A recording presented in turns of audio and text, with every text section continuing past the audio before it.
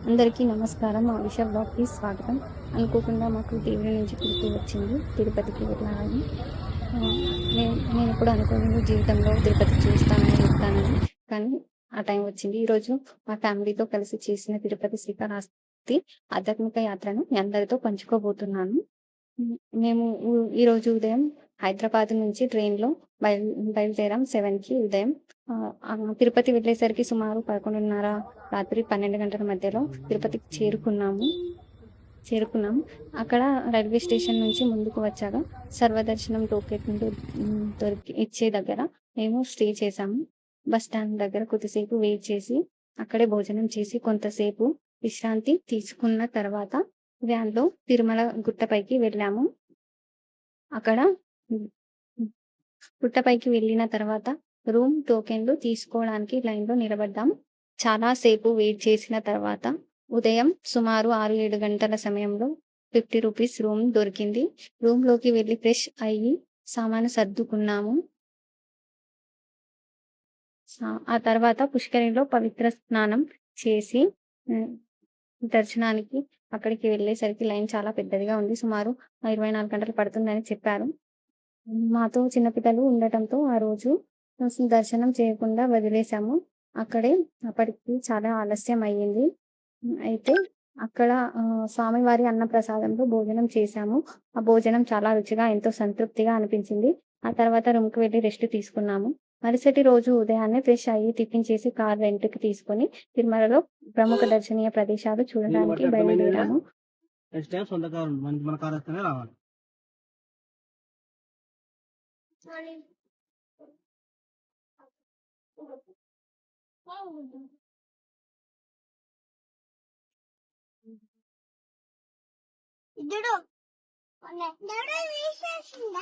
ఉన్నాడా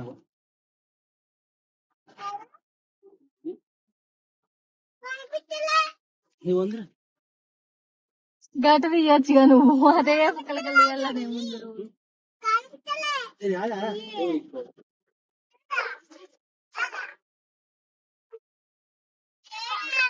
అది మంచిగా ఉందని తీయాలనే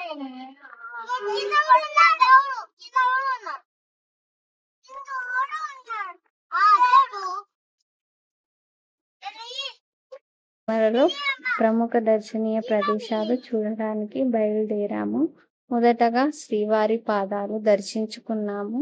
సాక్షాత్తు శ్రీ వెంకటేశ్వర స్వామి వారు భూమిపై మొదటి పాదం మోపిన ప్రదేశంగా దీనిని భావిస్తారు. అక్కడి నుండి కనిపించే తిరుమల అందాలు నిజంగా ఎంతో అద్భుతంగా ఉంటాయి. ఆ తర్వాత శిలాతోరణం వెళ్ళాము. పురాణాల ప్రకారం స్వామివారు రెండో పాదం మోపిన ప్రదేశం ఇదేనని చెప్తారు. దాదాపు 150 కోట్ల సంవత్సరాల పురాతన సహజ శిలా నిర్మాణం కావడం దీని ప్రత్యేకత. అక్కడ మేము కుటుంబంతో కలిసి చాలా ఫోటోలు కూడా తీసుకున్నాము.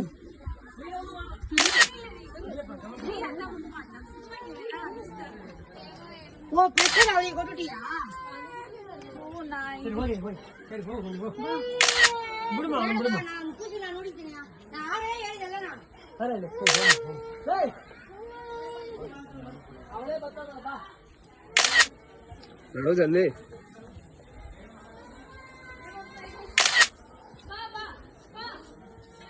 బాయ్ బాయ్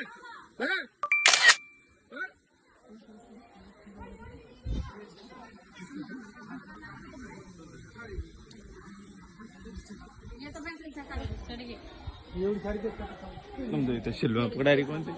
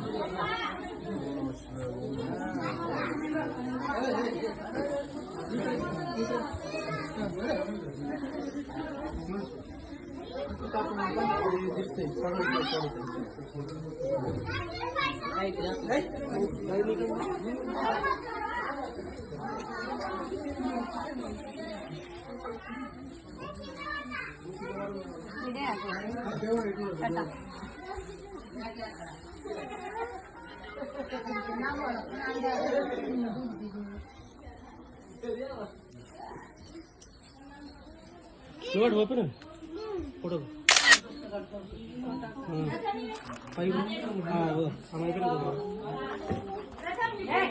నీళ్ళు మొత్తం కింద కొట్టారు పట్టుకున్నావా కొన్ని పోయాడా కొన్నాడు దా దా ఇక దా సంతోషం సగం బలం అంత కొబ్బరికాయ పండుగ తీసుకున్నాం ఆవేశం ఎక్కువ దానికి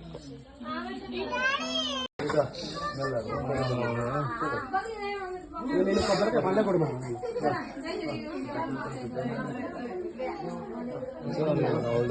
మొక్క మంచిగా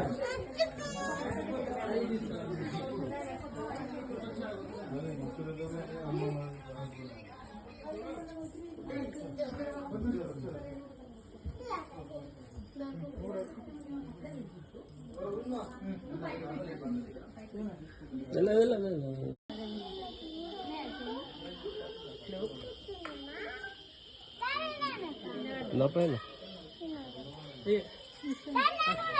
ఇట్లా గట్లగా వేసేది వీళ్ళు ఎంత వేసేయాలి ఉన్నాయి. ఆ తర్వాత పాప వినాశనం వెళ్ళాము. అక్కడ పవిత్ర స్నానం చేస్తే పాపాలు తొలగిపోతాయని భక్తుల విశ్వాసం.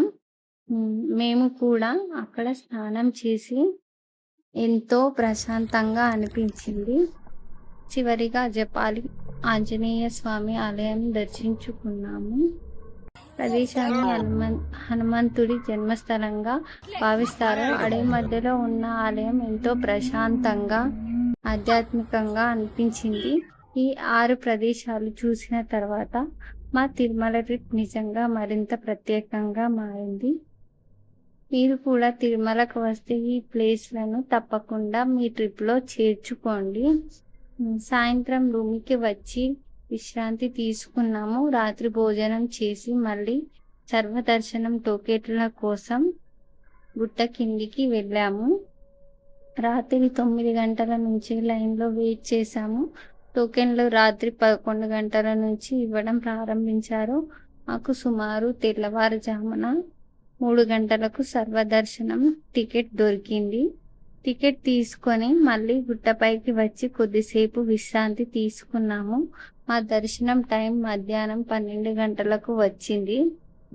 సమయానికి వెళ్ళి లైన్లో నిలబడ్డాము. సుమారు 6 గంటల తర్వాత సాయంత్రం 6 గంటలకు శ్రీ వెంకటేశ్వర స్వామి దివ్య దర్శనం చేసుకునే అదృష్టం కలిగింది. ఆ క్షణం మాటల్లో చెప్పలేనిది. ఎన్ని గంటల నిరీక్షణ తర్వాత స్వామివారి దర్శనం లభించడం జీవితంలో మర్చిపోలేని అనుభూతి. దర్శనం పూర్తయ్యాక రూముకి వెళ్ళి రాత్రి అక్కడే విశ్రాంతి తీసుకున్నాము. మరుసటి రోజు ఉదయం తిరుమల నుంచి బయలుదేరి శ్రీకాళహస్తి చేరుకున్నాము. అక్కడ రూమ్ తీసుకొని ఫ్రెష్ అయ్యి సాయంత్రం శ్రీకాళహస్తీశ్వర స్వామి దర్శనానికి వెళ్ళాము. అక్కడ భక్తుల రద్దీ చాలా ఎక్కువగా ఉన్నా చాలా ప్రశాంతంగా దర్శనం చేసుకున్నాము. ఆలయంలో ఉన్న వివిధ దేవతల సన్నిధులను కూడా దర్శించుకున్నాము. అయితే దురదృష్టవశాత్తు మా చిన్న పాపకి ఫుడ్ పాయిజనింగ్ కావడంతో వెంటనే హైదరాబాద్కు తిరిగి రావాలని నిర్ణయించుకున్నాము. కార్ బుక్ చేసుకొని రాత్రి హైదరాబాద్కు బయలుదేరాము. మరుసటి రోజు ఉదయం సుమారు 10 గంటలకు సురక్షితంగా ఇంటికి చేరుకున్నాము.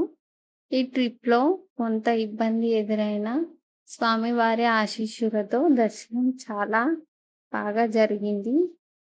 ఈ ఆధ్యాత్మిక యాత్ర జీవితాంతం గుర్తుండిపోయే ఒక అందమైన జ్ఞాపకంగా మిగిలిపోతుంది. ఈ వీడియో నచ్చితే ఒక లైక్ చేయండి, కామెంట్ చేసి మీ అభిప్రాయం చెప్పండి. ఇలాంటి ఫ్యామిలీ వ్లాగ్స్ కోసం మా ఛానల్ సబ్స్క్రైబ్ చేయడం మర్చిపోవద్దు. ధన్యవాదాలు.